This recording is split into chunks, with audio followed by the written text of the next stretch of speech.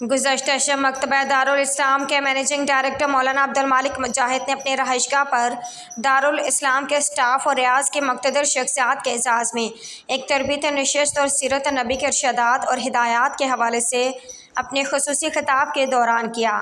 عبد المالک مجاہد نے کہا کہ زندگی کی مشکل اور آزمائش کے وقت میں اللہ تعالیٰ کی ذات اقدس کے سوا کبھی کسی کے آگے اپنا ہاتھ نہ پھیلائیں، بلکہ اپنی ضروریات کے حصول کے لیے بارگاہ خداوندی کے آگے ہی اپنی دنیاوی مسائل کے حل کے لیے مدد کو پکاریں۔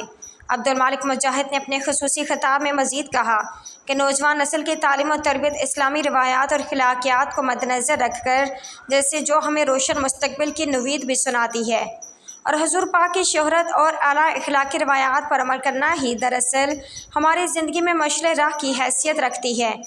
آج کے دور میں نوجوان نسل کی دینی اور اخلاقی تربیت کرنا وقت کی اہم ترین ضرورت بن کر رہ گیا ہے، اور نوجوان نسل کا روشن مستقبل ہی ہماری زندگیوں میں قیمتی اثاثہ کا مقام بھی رکھتے ہیں۔ حضور پاک کا یہ بھی ارشاد ہے کہ اپنے مشکل وقت میں کبھی بھی کسی کے آگے اپنا ہاتھ نہ پھیلائیں، بلکہ اللہ کی خوشنودی، رضا اور مدد کے لیے خداوند تعالیٰ کے آگے سجدہ ریز ہو جائیں۔ اللہ پاک کی ذات اقدس کبھی اپنے بندے کو مایوس نہیں کرتی۔ عبد المالک مجاہد نے اپنے خطاب میں مزید کہا کہ ہم میں سے سب سے بہتر وہ ہے جو اخلاق کے اعتبار سے سب سے زیادہ اچھا اور پرہیزگار ہو۔ رسول اکرم صلی اللہ علیہ وآلہ وسلم نے اعلیٰ اخلاق کو علم اور عبادات کی زینت قرار دیا ہے۔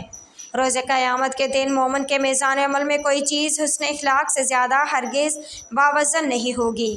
حضور پاک کا اعلیٰ اخلاقی اور سیرت انسانیت پوری دنیا کے لیے نمونہ اخلاق اور انسانیت کی تربیت کے لیے مشعل راہ کی حیثیت بھی رکھتا ہے۔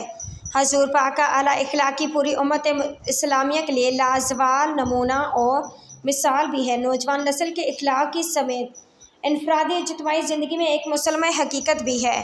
مولانا عبد المالک مجاہد کی طرف سے تربیتی نشست کے موقع پر جن شخصیات کو مدعو کیا گیا ان کے اسماء گرامی شہزاد احمد، عبدالرؤف، طلحہ مجاہد، محمد مجاہد، انجینئر سید محمود، PNP کے بیورو چیف کراچی اعجاز احمد طاہر اوان، BCP ریاض کے سینئر ممبر ولید اعجاز اوان بھی شامل تھے۔ خصوصی رپورٹ اعجاز احمد طاہر اوان۔